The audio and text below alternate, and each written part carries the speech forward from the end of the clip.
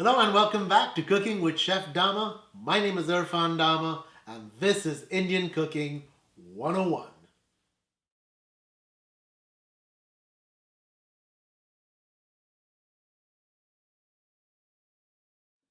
Now if you are watching this video, chances are you are interested in learning about Indian cooking, but until now have been a little intimidated by how crazy this cuisine can be. I have to confess, when I was a young student starting out learning Indian cuisine back in India, the subject just scared me.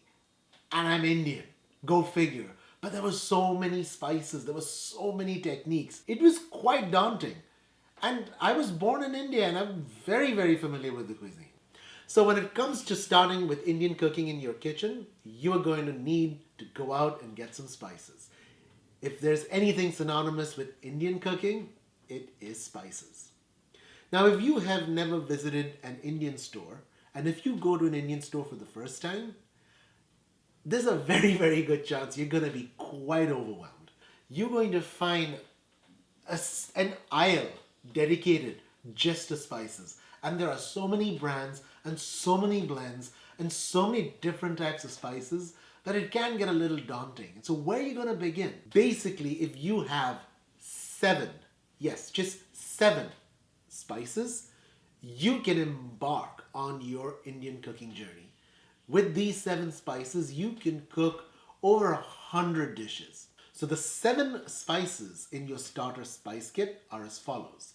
There are 2 whole spices and 5 powdered spices. The whole spices are cumin seeds and mustard seeds. And your powdered spices are coriander powder, cumin powder, red chili powder, turmeric powder, and garam masala powder. Garam masala powder, just to clarify, is a spice blend. In a later class, I will go over how to make garam masala in your own kitchen, and once you learn about making garam masala yourself, chances are you'll never ever go back to the store-bought version. The next thing I advise most beginner cooks is to go and get a masala dabba. Now, what is a masala dabba? Well, a masala dabba is a spice box.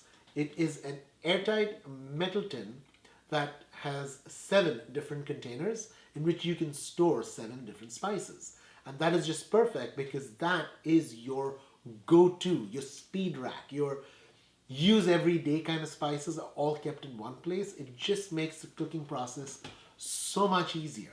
So go out and get one. There are plenty of options online and I have given you links where you can find these spices and you can find these masala dabbas as well.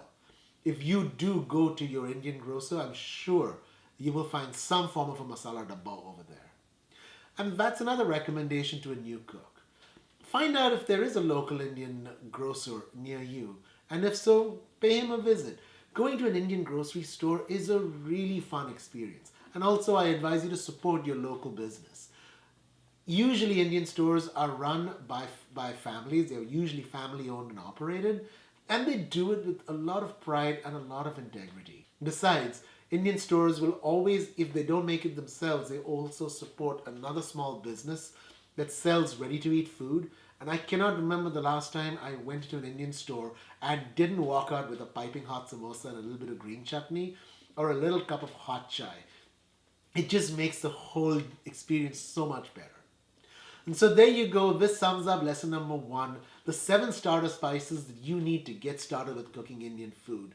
Go out, pick up a masala dabba, start having fun with Indian cuisine, and most important, if you find an Indian instructor that teaches you Indian cooking, I highly recommend you subscribe to the channel, hit that bell icon so you know when the next video comes out.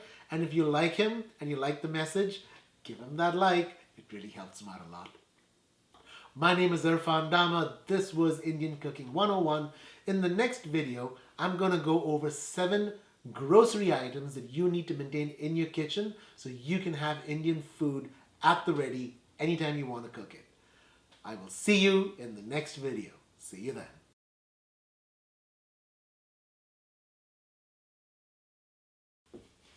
So you want to start cooking Indian food in your own kitchen? You don't know where to ask? So you want to start in, blah, blah, blah. Now, if you are interested in learning Indian food, chances are you're going to need to pick up a few spices. If you go to your local Indian store and, ayo, first thing they tell me is, oh my God, Indian food is so difficult. It is so complicated. I just don't know where to begin. To choose from. There are aisles and aisles and shelves and shelves. Oh, Charlie, don't bark, please. Charlie. Ayo. Charlie, do you need a...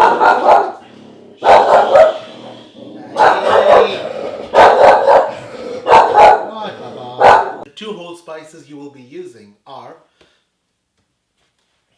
What is it with me fucking burping, man?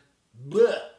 And if you're crazy like me, you could get 2, maybe even 3. Yep, I have 3.